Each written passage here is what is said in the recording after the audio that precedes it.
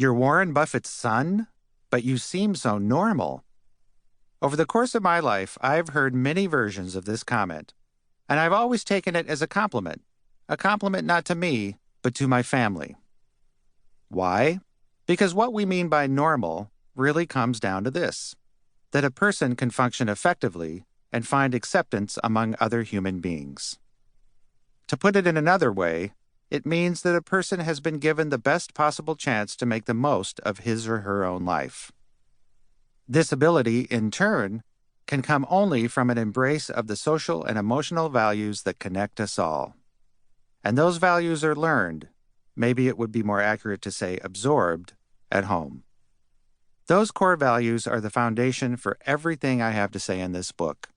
So let's look a little more closely at a few of them and consider how they are passed along.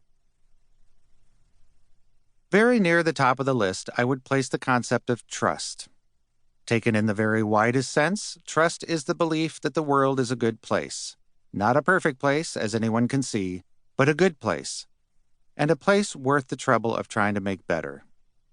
If you want to function effectively in the world, not to mention stay in a good mood, this is a very useful thing to believe. Trust in the world is inseparable from a trust in people, a belief that human beings, however flawed we all are fundamentally well-intentioned. People want to do the right thing. Clearly, there are many pitfalls and temptations that lead people to do the wrong thing, but doing the wrong thing is a perversion, a betrayal of our true nature. Our true nature is to be fair and kind. Not everyone believes this, of course.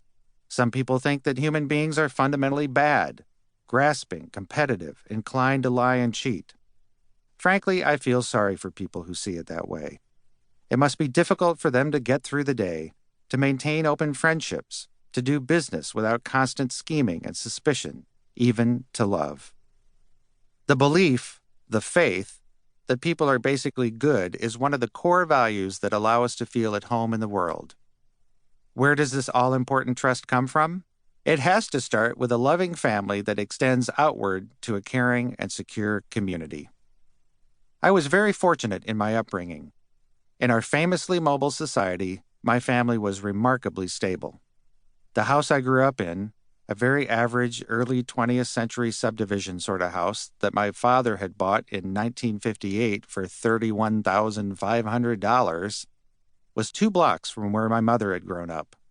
My grandparents still lived there. The city of Omaha was filling in around us, and the neighborhood became a strange mix of rural and urban.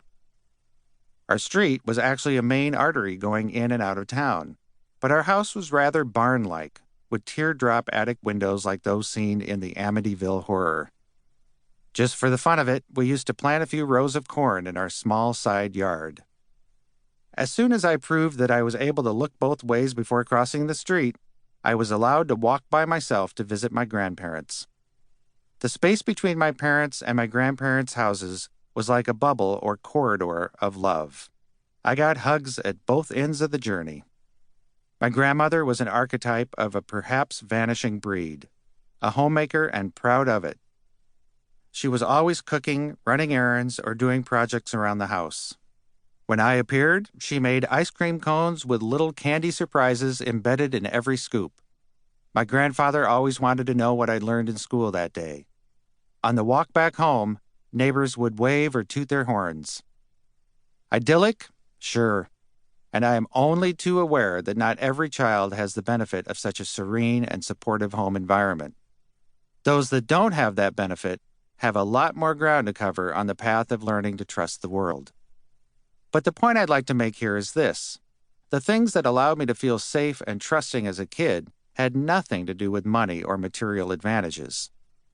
It didn't matter how big our house was. It mattered that there was love in it. It didn't matter if our neighborhood was wealthy or otherwise. It mattered that neighbors talked to each other, looked out for one another. The kindnesses that allowed me to trust in people and in the basic goodness of the world could not be measured in dollars.